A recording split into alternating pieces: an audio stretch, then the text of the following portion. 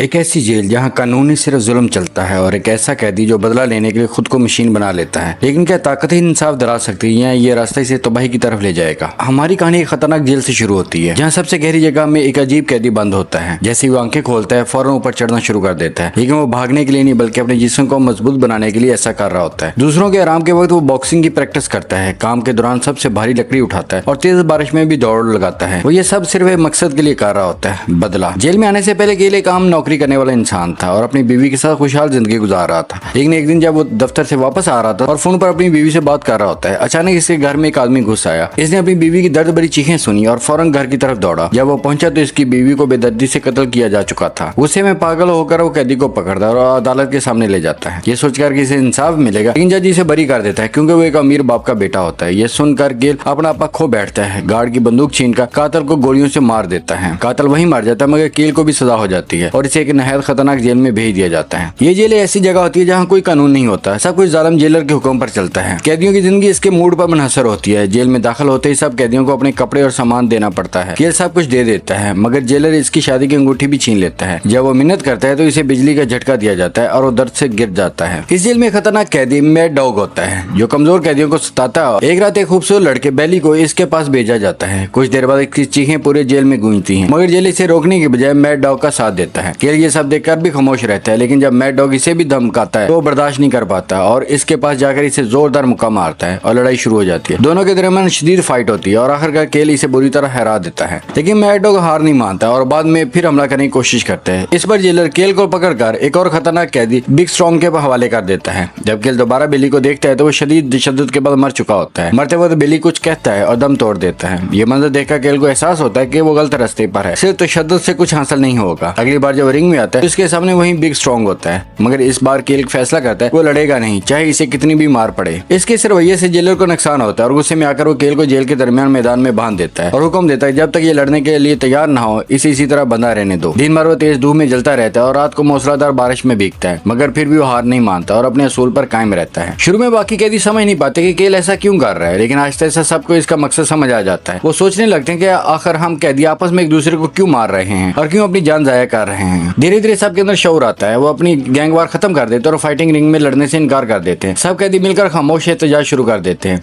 इस तरह जेलर का खूनी खेल बंद हो जाता है और केल अपनी नॉन वायलेंट सोच से जेल में अमन ले आता है। जेलर गुस्से से भरा होता है, लेकिन वो केल को मार नहीं सकता, इसलिए वो इसे छोड़ने का हुक्म देता है। लेकिन इससे पहले एक आखिरी खतरनाक मैच रखता है। इस मैच में एक बहुत बड़ा और ताकतवर कैदी जो किसी बलास जैसा लगता है केल के सामने लाया जाता है। वो आते ही केल को जोर से जमीन पर पटक देता है और घसीटने लगते हैं। जब इसका गला दबाने लगता है तो कील दीवार पर 2 बार थपकी देता है। ये सुनकर वो बिलास जैसा कैदी रुक जाता है, क्योंकि वो दरअसल वही कैदी होता है जो पहले केल के साथ सोलेंट्री सेल में दीवार के जरिए बात करता था। वो केल को पहचान लेता है और इसे नुकसान नहीं पहुंचाता, बल्कि इसके साथ खड़ा हो जाता है। ये देखकर जेलर के आदमी घबरा जाते हैं और दोनों को मारने का हुक्म देते हैं, मगर वो ताकतवर कैदी जेल गार्ड पर हमला कर देता है और इन्हें गिरा देता है। इस मौके का फायदा उठाकर बाकी कैदी भी अपनी कोठरियों से बाहर निकल आते हैं, दरवाजा तोड़ते हैं और जेल में हंगामा शुरू हो जाता है। सूरत काबू से बाहर होने लगती है तो जेलर फौरन सिक्योरिटी फोर्स बुला लेता है और हालात को कंट्रोल में लाता है। इस तरह केल वापस अपनी कोठरी में जाता है और वहाँ एक बूढ़े कैदी ओल्ड ब्लैक से मिलता है। हकीकत में वो कोई मुजरिम नहीं होता, बल्कि इसने सिर्फ ऐसे लोगों को मारा था जो कानून का गलत फायदा उठा रहे थे। ओल्ड ब्लैक केल को एक नोटबुक देता है जिसमें जेलर के तमाम गैर कानूनी कामों के सबूत होते हैं और कहता है कि बाहर जाकर इसे बेनकाब करे। वो केल को जेल से भागने का पूरा प्लान भी बताता है। अगले दिन केल एक बार फिर फाइटिंग रिंग में खड़ा होता है। इसके सामने वही खतरनाक मैड डॉग होता है। शुरू में केल को बहुत मार पड़ती है, लेकिन फिर वो अपनी पूरी ताकत इस्तेमाल करता है और तेज हमलों के साथ मैड डॉग को गिरा देता है। आखिर वो इसे शिकस्त दे देता है और बिली का बदला ले लेता है। इसके बाद केल को सजा देने के लिए जाया जाता है, मगर रास्ते में वो ओल्ड ब्लैक मैन हमला कर देता है और गार्ड को हरा देता है। केल भी इसकी मदद करता है और अपनी शादी की अंगूठी भी वापस ले लेता है। ओल्ड ब्लैक मैन इसे गार्ड की यूनिफॉर्म और जेलर की गाड़ी की चाबी देता है, मगर खुद वहीं रुक जाता है क्योंकि इसे और भी काम करने थे। केल गाड़ी में बैठकर जेल से बाहर निकल आता है। गार्ड इसे जेलर की गाड़ी समझकर रोक नहीं पाते। इस तरह वो कामयाबी से जेल से फरार हो जाता है। जेलर के खिलाफ सबूत ले जाता है। दूसरी तरफ ओल्ड ब्लैक जेलर के पास पहुंचता है और इस पर हमला कर देता है। जब गार्ड वहां पहुंचता है तो जेलर खून में लथपथ होता है, इसके दांत टूट चुके होते हैं। इसी के साथ हमारी आज की कहानी खत्म हो जाती है। ये कहानी हमें सिखाती है कि असल जंग सिर्फ जिस्म की नहीं बल्कि ज़हन और रसूलों की भी होती है। कभी कभी ना लड़ना ही सबसे बड़ी जीत होती है। अगर आपको ये कहानी पसंद आई हो तो वीडियो को लाइक करें, चैनल को सब्सक्राइब करें, अपनी राय कमेंट्स में जरूर शेयर करें।